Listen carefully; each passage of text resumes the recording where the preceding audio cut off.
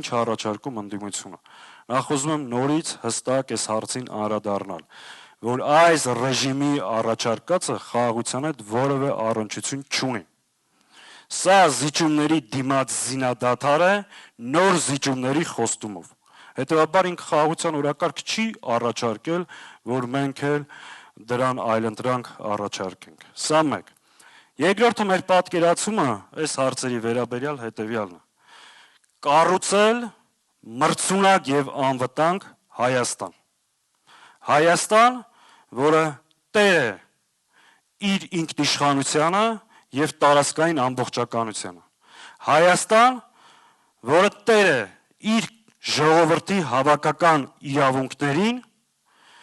եւ կարող է ապահովել իր քաղաքացիների անվտանգությունը։ Հայաստան, որի արտաքին քաղաքականությունը բխում է իր պետության ու ժողովրդի շահերից, եւ Հայաստան, որը չի դառնալու տարբեր պետությունների ազդեցությունները չափելու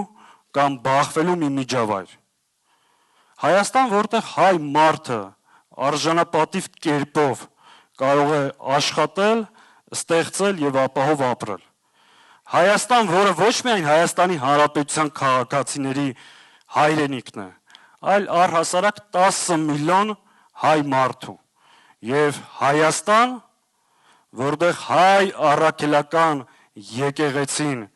անձեռնամխելի է բացարձակ արժեք։ Մենք կարող ենք միասին ստեղծել այդ Հայաստանը, մի անգամ արել ենք եւ մեկ անգամ եւս միասին ձեր օգնությամբ եւ ձեր միջոցով անելու ենք։ Շնորհակալ եմ։